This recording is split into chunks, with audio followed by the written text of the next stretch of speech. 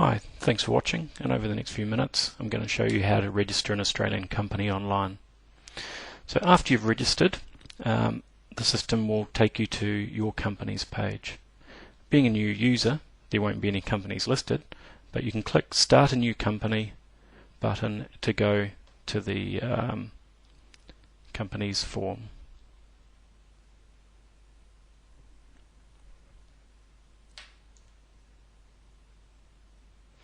Okay, so the first thing to supply is the company name.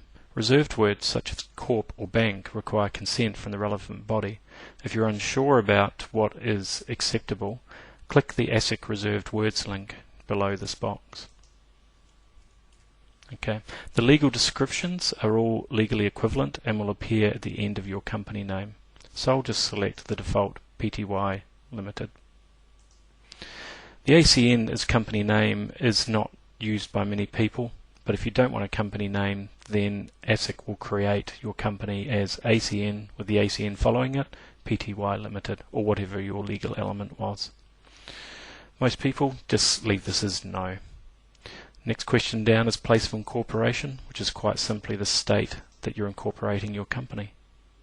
Okay, when you've finished that, just scroll down the page a little bit, and we're going to fill out the principal place of business. The principal place of business is where the business is primarily conducted and or decisions are made. It must be a physical address either in Australia or a foreign country. PO boxes and locked bag addresses are not allowed. It may be the residential address of a director of the company. ASIC does check the addresses, so do make sure that it's correct.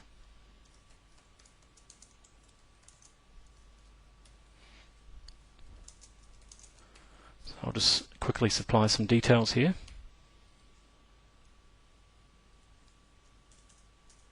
Okay, if you're unsure about your postcode, just click the link here where you can search for a postcode in Australian Post's website. Okay, so I'm going to scroll down a little bit more. So is the registered address the same as the principal place of business? The registered address is where ASIC will send the correspondence. It must be a physical Australian address, and PO boxes and locked bag addresses are not allowed. Again, it could be the residential address of a director of the company. Invalid addresses are also checked. If I select no, then I just type in the address details as I did for the principal place of business. But I'm going to select yes in this case just to keep the demo a bit simpler. Now there is an advanced company options here. I'm not going to select it for this demo, but if you want to make a special purpose company or the trustee of a self-managed super fund have identical or reserved business names or an ultimate holding company, you'd be interested in these options. Company directors along with company secretaries are responsible for managing the company and ensuring the company complies with the Australian Corporations Act of 2001.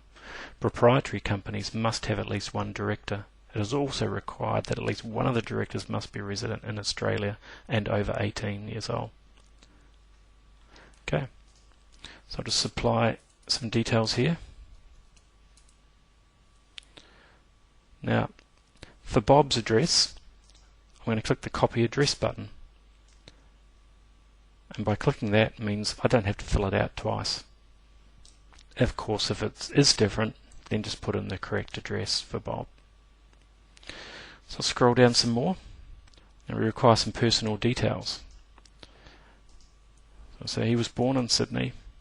Now if he was born in Australia, you must supply the birth state as well. It's not required if they were born overseas.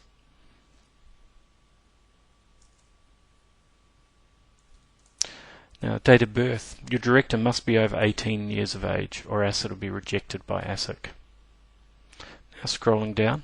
In addition to being a director, a person may hold several other roles in the company. One being a company secretary, which are responsible to notify ASIC for changes to the company's registered office, details of the company secretaries and directors, and lodging the company's annual return. Proprietary companies aren't required to have a secretary, but if one or more of the secretaries are appointed, at least one of them must reside in Australia. So I'm going to click yes. Now below that we've got a public officer who is responsible for the company's obligations under the Income Tax Assessment Act.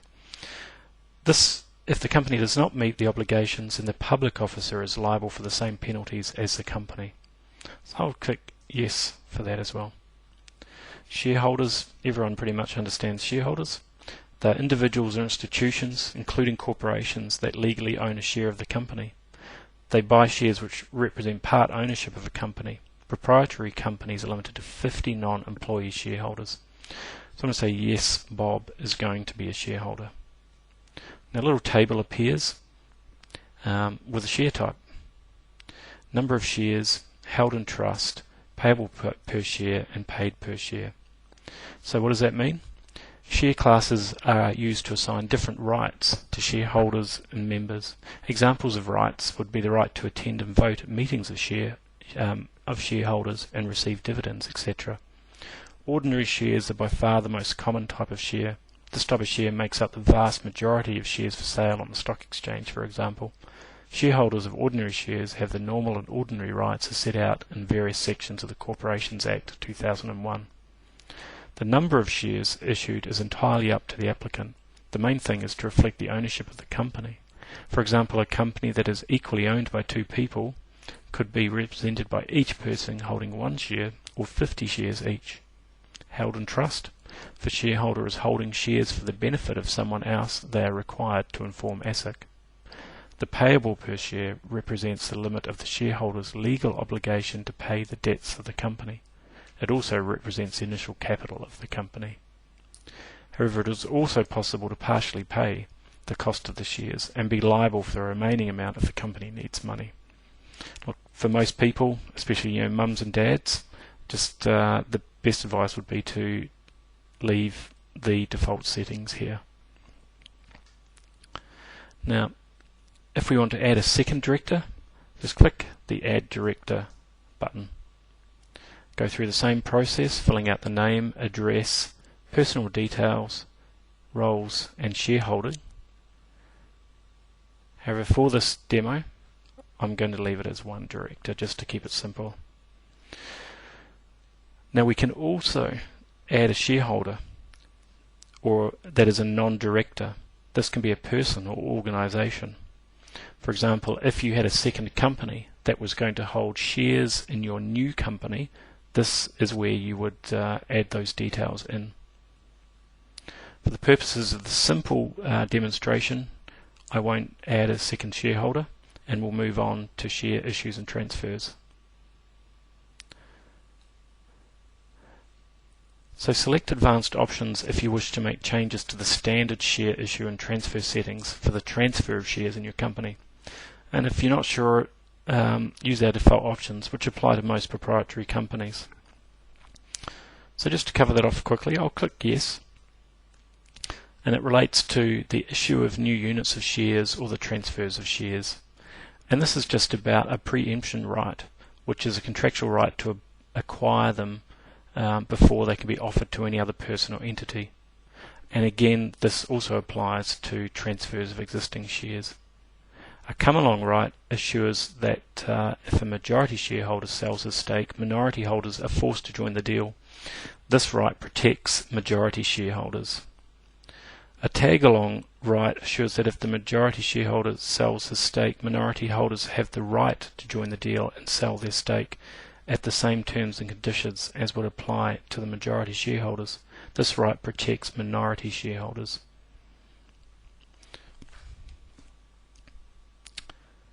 Okay, show governance options is related to how decisions are made in the company. So click Yes. This is related to voting rules. Voting rules are as follows: unanimous or 100% of people who have voting rights, simple majority or 50%, or special majority of 75% or more who have voting rights. And again, you can select whether a chairman has a casting vote. And that applies to directors and members. Okay, so we'll just move down a little bit further. Who is applying for this company? So the applicant is the person or organisation applying to register the new company. This will either be you or your client if you're acting on someone else's behalf, and may be an individual or organisation. For simplicity's sake, I'm going to select Bob as the applicant. And I'll copy his address, again for simplicity. Let's move down. And the very last question, which is just a statement to ASIC that you're applying for the registration of a company on the basis of the information in this form and any attachments, that you have the necessary written consents and agreements referred to in this application concerning the members and office holders, and shall give the consents and agreements to the company after the company becomes registered. The information provided in this application and any additions is true and correct at the time of signing. Now we must select this tick box. And that's it. We've supplied enough details to incorporate a company. The final piece is the payment. Now there's two parts to the fee. The first, $55, which is one of the lowest in Australia, and the second, ASIC's fee, which is mandatory, giving a total of $499. Once you click the Pay and Register button, our system will contact ASIC with the details, and then fully automatically ASIC will either approve your application, at which point you will receive your documents, registration certificate and ACN within a few minutes. The other possibility is that if they want to review your application, and reasons for those might be that you've got an unusual word in your company name, or that it's very similar to an existing company name, they'll go to a manual review. Most manual reviews happen within 30 minutes, and again the process is fully automatic, and at the end of that process, if they accept, you will be sent your documents, registration certificate and ACN. If for any reason they reject your application, you can come back into our system at any time, open up your company, make the necessary changes and resubmit it without paying twice. So thanks very much for watching this. I hope if you've got any questions, please let us know. I hope to talk to you soon. Thanks very much for watching.